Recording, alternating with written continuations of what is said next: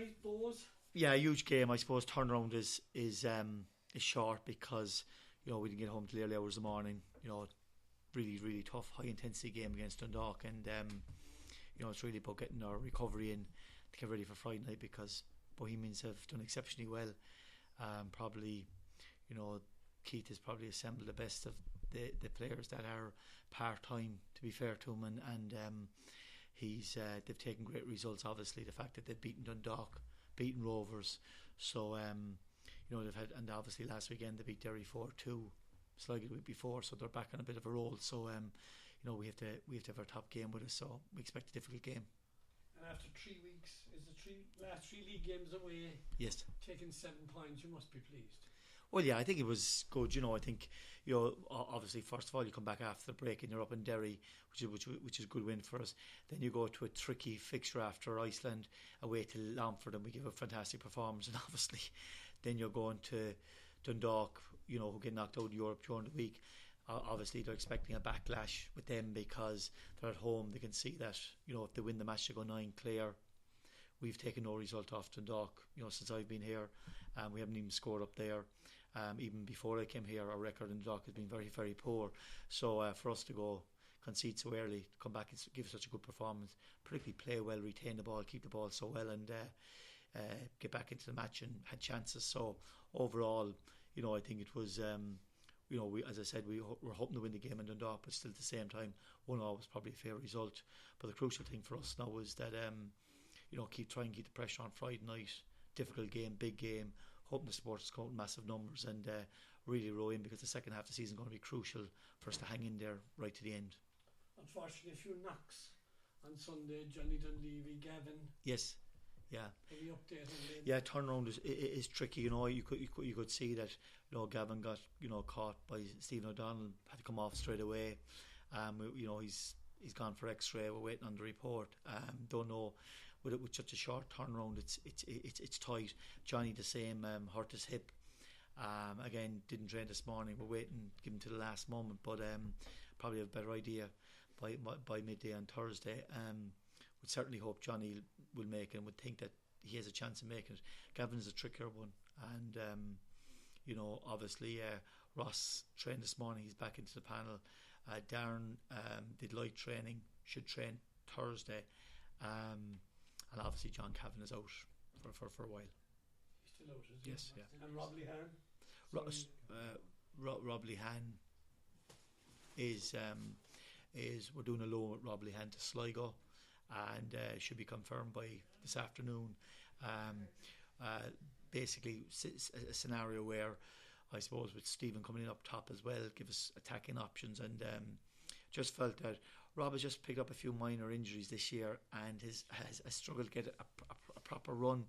And I see him as one for the future. Certainly after last year, I thought that maybe he might break through quicker than he did, but picked up a knock at the very start of the season, knocked him back for 3 weeks. And from that point of view, we had a good chat. Needs to play games, and we've known it's likely to the end of the season. Hopefully he'll get goals up there and get games and be back for the start of pre-season with us. John, this one linking you with Greg Bolger and Kenny Brown from St. Pat's. Is there anything that? God, the problem at the moment is that every day of the week I'm hearing so many rumours. There's lots of players out there that we'd like to get. I can't see anything happening.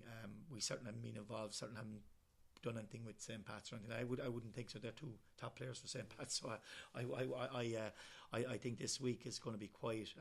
Everyone's budget is maxed up. So I see a lot of speculation, or hear a lot of speculation. But look, as far as I'm concerned, I know nothing about it. So will we get someone in by the end of the week? We're looking for more of an attacking player. Will it happen at this stage? Possibly not.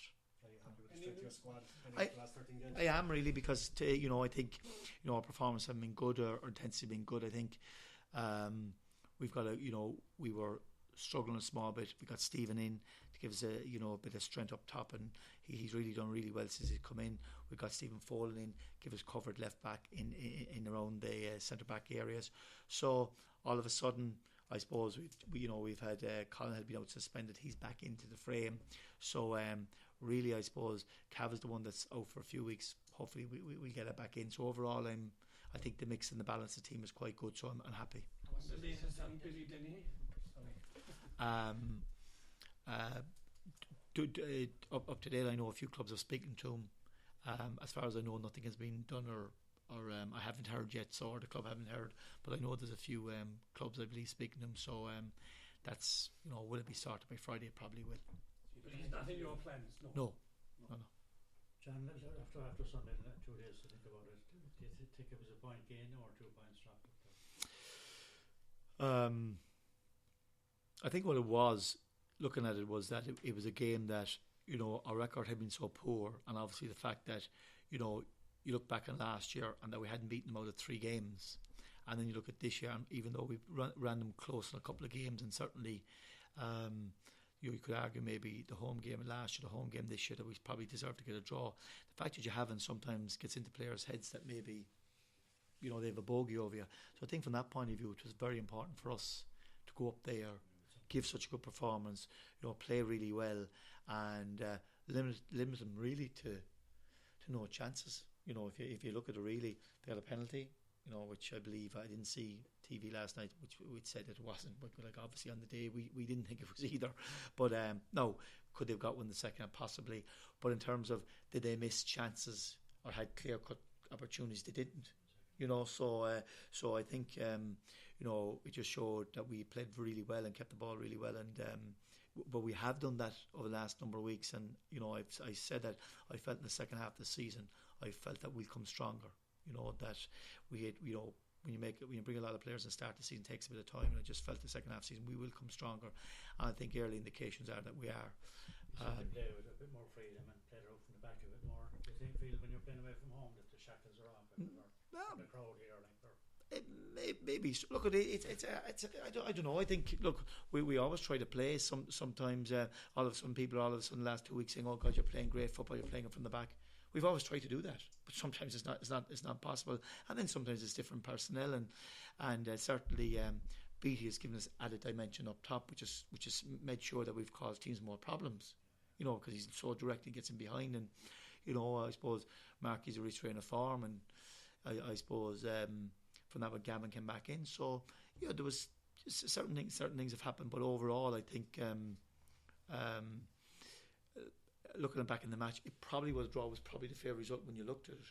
But I think from our point of view, to score up there, to get a result up there, while we'd have liked to win, still I think means that it still keeps it open. You know what I mean, and still keeps us in there. Will you be in the dugout Friday after dismissal against Dundalk, or have you yet to find out? No, I'll be in the dugout Friday. I expect there's a ban coming, an automatic ban or what? You don't know. No, I wouldn't. I don't know. Like dismissed for being sent out of the dugout. Yeah, you speak to the people involved and see what conclusion comes to it, and point they want to nail down at the end of the match, right? no, I don't think to be. No, I think look, it was very. I don't really want to say any other than basically look, the fourth official got me sent off, not Neil Doyle. To be fair to him, you know what I mean. So and I think that's just the way it was. It was the fourth official told him so.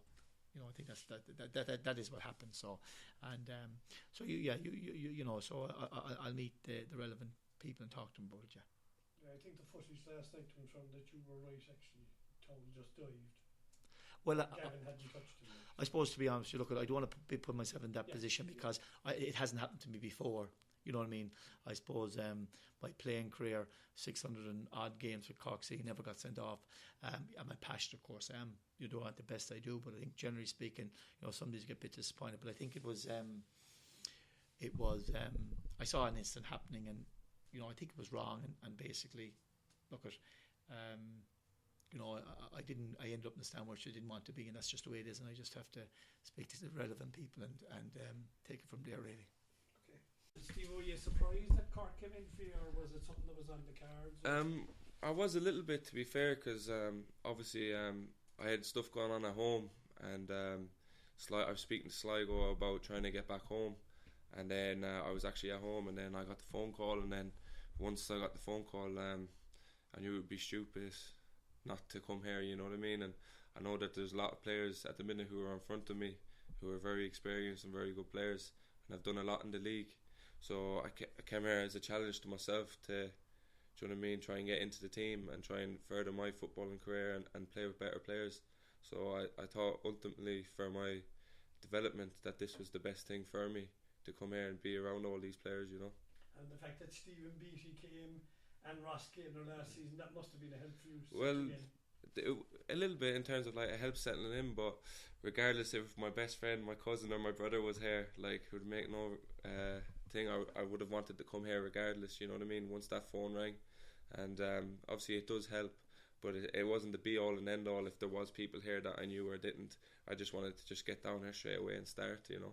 And you've slotted in, obviously. Oh yeah, 100% straight in. It's like I've been here for a long time, you know, in terms of getting on with the lads and how I've been training. And I can take a lot of positives out of the last couple of days in training with myself personally. So I'm just looking forward to get as fit as I can and work as hard as I can and give the manager a headache. How's Cork City compared to the other clubs you played with in the past? Obviously I played at Limerick and Sligo, and obviously Sligo would have been seen as one of the more professional clubs, but this trumps everything. Like the only way I can compare it to is teams in England, the way it's how professional it is, the facilities, all the equipment, the coaches, the standard of players, the way they look after you is up there with the best I've received in terms of looking after you. So it's very similar to the time you were in Newcastle. Yeah, but on a smaller scale, obviously. But it's definitely the same kind of model, like in terms of how professional everything is. What do you feel you bring to the team? What do I feel like I bring to the team?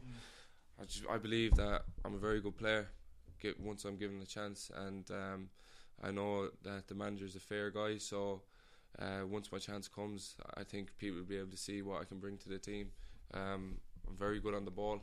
That would probably be one of my strongest points, playing out from the back. I'm deceptively quick, strong, good in the air. I've got a lot of positives, but I also got a few flaws that I think that I will get ironed out playing here with these players, you know. So I think I'm only going to improve by playing with these players. Stephen, have you signed just to the end of the season? No, Going into next year as well with them? I've signed till the end of next season as well.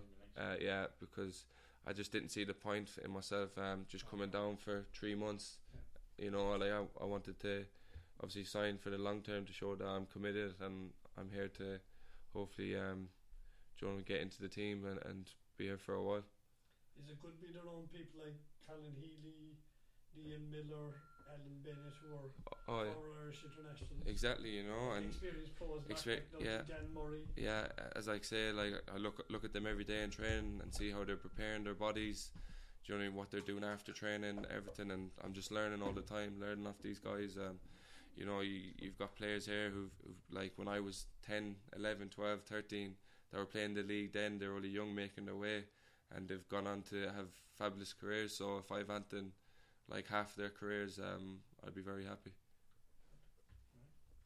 And are you looking forward to playing in front of the shed?